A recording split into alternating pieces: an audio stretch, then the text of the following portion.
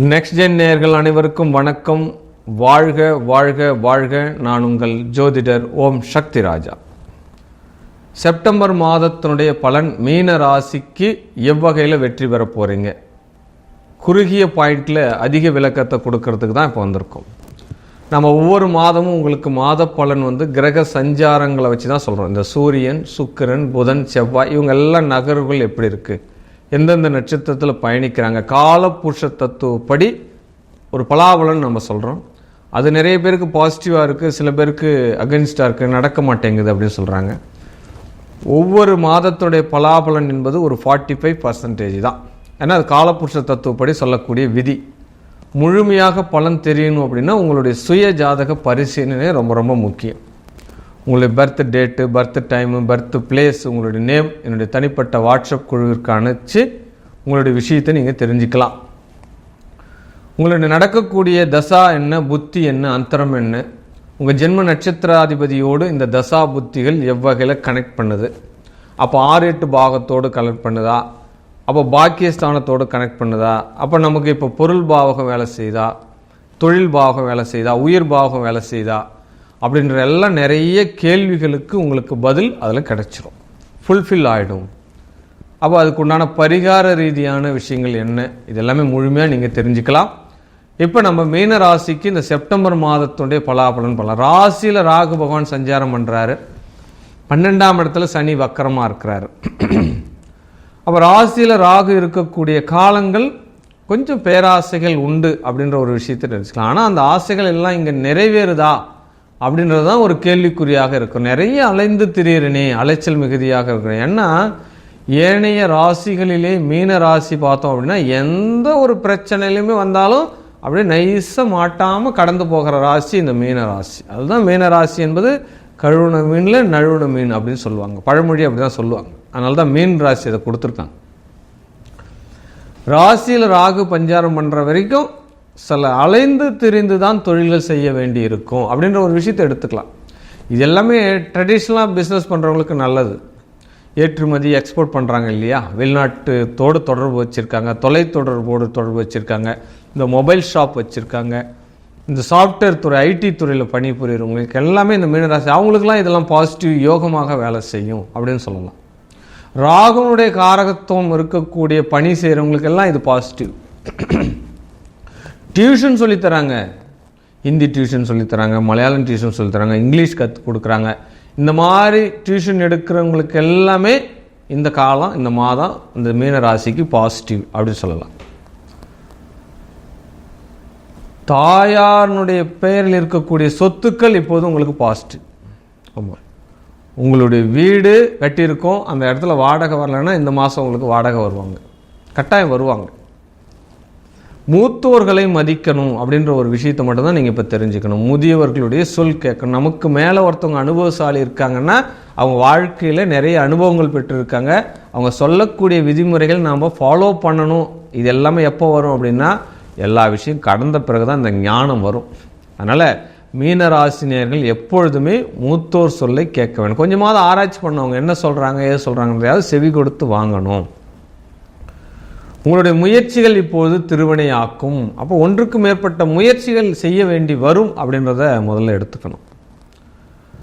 6ஆம் இடத்துல சூரியன் பயணிக்கிறாரே, அது ருணரோக சத்துருத்தானே. அப்போ பொருள் பாவகம் தான் 6ஆம் இடம். அப்போ உபஜயஸ்தானம், வெற்றி ஸ்தானம், அந்த பாவகாதிபதி அந்த பாவகத்தில் வளம் பெறும்போது அரசு சார்ந்த உத்தியோகத்துக்கு நீங்கள் முயற்சி செஞ்சிருந்தீங்கன்னா இந்த காலம் உங்களுக்கு வெற்றி அப்படின்னு சொல்லலாம். இந்த மாதம் அமையக்கூடிய தொழில்கள் உங்களுக்கு நிரந்தரமாக அமையும். ஆமாம், அப்படியே நான் ஒரு தொழில் பண்ண எனக்கு செட் ஆகலை, 2 தொழில் பண்ண செட் ஆகலை, 3ஆவது தொழில் பண்ண எனக்கு எந்த தொழில் தான் செட் ஆகும் அப்படின்லாம் நிறைய கொஷின் வருது இல்லையா. இந்த மாதம் அமையக்கூடிய தொழில்கள் உங்களுக்கு சரியான தொழிலாக இருக்கும். அப்படியே ஒரு நிரந்தரமாக அமைச்சிக்கலாம் அந்த தொழிலாம். கரெக்டாக அதை சூரிய பகவான் அமைச்சு கொடுத்துருவார். சீருடை சார்ந்த பணிகள், இந்த மருத்துவர்கள், அதில் வரக்கூடிய இந்த ஸ்டாஃப் நர்ஸு, அப்போ அந்த கம்பவுண்டர், இந்த வாட்ச்மேனு, இந்த டிரைவர்ஸு, அவங்கெல்லாம் காக்கி ட்ரெஸ் போடுறாங்க இல்லையா. அப்போ அரசு துறையில் இருக்கக்கூடிய யூனிஃபார்ம் போடுறவங்க, காவல்துறை அதிகாரிகள், இவங்களுக்கு எல்லாம் இந்த மீனராசியில் இருக்கிறவங்களுக்கு எல்லாமே பார்த்தோம்னா இந்த மாதம் ஒரு பாசிட்டிவ் அப்படின்னு சொல்லலாம். இன்னொரு விஷயம் இருக்குது, நிலம் வாங்கி விற்கிறாங்க இல்லையா, அந்த ரியல் எஸ்டேட் துறையில் இருக்கிறவங்க. ஏன்னா புதன் 6ஆம் இடத்துக்கு போகிறார். ஆமாம், அப்போ 4க்குரியவன் அவர் தான், 7க்குரியவன் அவர் தான். 6ஆம் இடத்துக்கு போகும்போது ஏக்கர் கணக்கில் பிஸ்னஸ் பண்ணுறாங்க இல்லையா, இதுவே தான் பிஸ்னஸாக வச்சுட்டுங்க. ரியல் எஸ்டேட் துறையில் இருக்கிறவங்களுக்கு பெரிய பாசிட்டிவ் நடக்கிறதுக்கு உண்டான மாதம் இந்த செப்டம்பர் மாதம் அப்படின்னு எடுத்துக்கலாம், கண்டிப்பாக எடுத்துக்கலாம். 7ஆம் இடத்துல சுக்கிரன் கேது பயணிக்கிறார். அந்த பாவாதிபதி 5ஆம் இடத்துலையும் 6ஆம் இடத்துலையும் பயணிக்கிறதுனால காதல் திருமணங்கள் நிறைவேறக்கூடிய ஒரு மாதம். ஆமாம், ரொம்ப நாளாக லவ் பண்ணிட்டு இருக்கேன் சார், உண்மையான காதல். ஆமாம், எங்கள் வீட்டில் அதை ஏற்றுக்குவாங்கன்னு தெரியாது, ஏற்றுக்க மாட்டாங்கன்னு தெரியாது, நாங்கள் மனம் விட்டு பழகிட்டோம். கண்டிப்பாக அந்த எண்ணங்கள் எல்லாம் இந்த மாதம் ஈடேறும் அப்படின்ற ஒரு விஷயத்தை எடுத்துக்கலாம். 7-3 அதிபதிகள் சம்பந்தப்பட்டாலே சுய முயற்சியால் திருமணம் அப்படின்னு சொல்லப்படுது. ஆமாம், நாமளே ஒரு பொண்ணை பார்க்குறது, கல்யாணம் பண்ணிக்கிறது, நம்மளே ஒரு பையனை பார்க்குறது, மனம் விருப்பப்பட்டு திருமணம் பண்ணுறது. அப்போ விரும்பிய நபரை மனம் முடிக்கக்கூடிய ஒரு மாதம் எடுத்துக்கலாம். திருமண பாவங்கள் இருக்குது அப்படின்னா வரக்கூடிய ஜாதகங்களில் ரீசெக் பண்ணுறது நல்லது அப்படின்ற ஒரு விஷயத்தையும் எடுத்துக்கலாம்.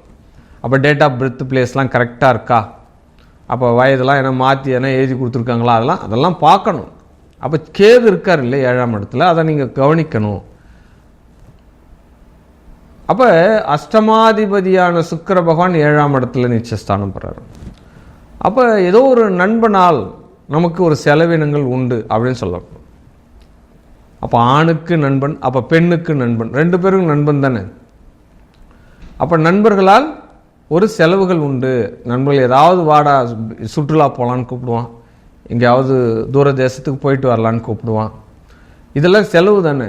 நமக்கு சுகங்கள் கொடுத்தாலும் ஒரு செலவினங்களில் தான் நம்ம அதை எடுத்துக்கணும் அப்படின்ற ஒரு விஷயத்தை எடுத்துக்கலாம். ஆமாம், மனைவி வழி உறவுகளால் ஒரு செலவினங்கள் உண்டு, 2 விஷயத்தான். அப்போ ஏதாவது திருமணம் வச்சுருப்பாங்களா, ஏதாவது சுபகாரியங்கள் வச்சுருப்பாங்களா, அப்போ அந்த வழியில் ஒரு செலவுகள் உண்டு அப்படின்ற ஒரு விஷயம் எடுத்துக்கலாம். அது சுபகாரியங்களாக இருந்தால் நம்ம பாசிட்டிவ் தானே, அதை எடுத்துக்கலாம். பாக்கியாதிபதியான செவ்வாய் பகவான் 4ஆம் இடத்தை பயணிக்கம் பண்ணுறது உங்கள் வீடு மனை வண்டி வாகனங்களால் யோகம் உண்டு. ஏற்கனவே ஒரு வாகனம் இருக்குது, இன்னொரு வாகனம் வாங்கலான்னா வாங்கலாம். புது வாகனம் வாங்குவதற்குண்டான பாக்கியம் உண்டு. கால்நடை யோகம் உண்டு அப்படின்னு சொல்லலாம். விவசாயத்தில் செய்கிறவங்களுக்கு கால்நடை பாக்கியம் உண்டு. பண்ணை தொழில் செய்கிறவங்களுக்கு எல்லாம் பாக்கியம் உண்டு அப்படின்னு சொல்லலாம். பிஸ்னஸ் பண்ணுறீங்க, சுயமாக உழைத்து வெளியில் வரக்கூடிய நபர்கள், சுயம்புவாக வரக்கூடிய நபர்கள், பிஸ்னஸ் பண்ணுறவங்களுக்கு எல்லாமே இந்த மாதம் வெற்றி அப்படின்னு சொல்லலாம். ஏன்னா 10-3 சம்மந்தப்படுற ஹேண்ட்கிராஃப்ட் பண்ணுறவங்க, இந்த கைவினைகள் தொழில், சிறு குறு தொழில்கள் பண்ணுறவங்க, சின்ன சின்ன ஸ்மால் இண்டஸ்ட்ரியில் இருக்காங்க இல்லையா, இவங்களுக்கு எல்லாமே ஒரு புதிய ஆர்டர் கிடைக்கும். அதை எக்ஸ்போர்ட் பண்ணுவாங்க, பெரிய பாசிட்டிவ். அது ஊறுகாய் வியாபாரத்திலேருந்து இந்த ஒரு குடிசை தொழில் பண்ணுறவங்க எல்லாம், இந்த பொம்மை தொழில் பண்ணுறவங்களுக்கும் சரி, இந்த மோட்டர் செய்கிறவங்க எல்லாருக்கும் சரி, சின்ன சின்ன ஸ்பாட்ஸ் செய்கிறவங்களுக்கு எல்லாமே, இந்த கூடை பண்ணுறவங்க, இந்த கைவினை தொழிலில் தானே வரும் எல்லாமே. இந்த மரப்பாச்சி பொம்மை செய்கிறவங்க எல்லாமே இந்த கைவினை தொழிலில் தானே வரும். இவங்களுக்கு எல்லாமே ஒரு இன்க்ரிமெண்ட் கிடைக்கும். அவங்க உத்தியோகத்தில் ஒரு மன மகிழ்ச்சியான ஒரு செய்திகள் எல்லாம் இல்லம் தேடி வரும் அப்படின்னு சொல்லப்படுது. உடல் ஆரோக்கியத்தில் கூடுதல் கவனம் வேணும். இந்த நீர் சம்பந்தப்பட்ட பிரச்சனை இருக்கிறவங்க, இந்த சர்க்கரை, இந்த கிட்னி, அப்போ கால் வீங்கி போகுது, மறுத்து போகுது, அப்போ நீர் தாக்கம், இந்த பஞ்சபூதத்தில் உள்ள நீர் தத்துவம் குறைவாக இருந்தால் தான் நீர் சம்பந்தப்பட்ட பிரச்சனை வரும். அப்போ ஒரு வியாதி வருது அப்படின்னா எந்த அடிப்படையில் வியாதி வருதுன்றத முதல்ல தெரிஞ்சுக்கணும். பஞ்சபூத தத்துவத்தில் அது மண் பிரச்சனையால் வருதா, அப்போ உஷ்ணத்தால் வருதா, அப்போ நீரால் வருதா, காற்றால் வருதா, அப்போ உங்களுடைய ஜாதகத்தை பார்த்த மாத்திரத்தில் வியாதிகள் எந்த தத்துவத்தில் வரும்ன்ற அடிப்படை அதில் இருக்கும். அந்த எந்த தத்துவம் நமக்கு நெகட்டிவாக இருக்கோ அந்த தத்துவத்தை நாம் சரி பண்ணாலே நம்மளுடைய உடல் பிணிகள் தீரும் அப்படின்ற ஒரு கான்சன்ட்ரேஷன் அந்த ஜாதகத்தில் இருக்குது.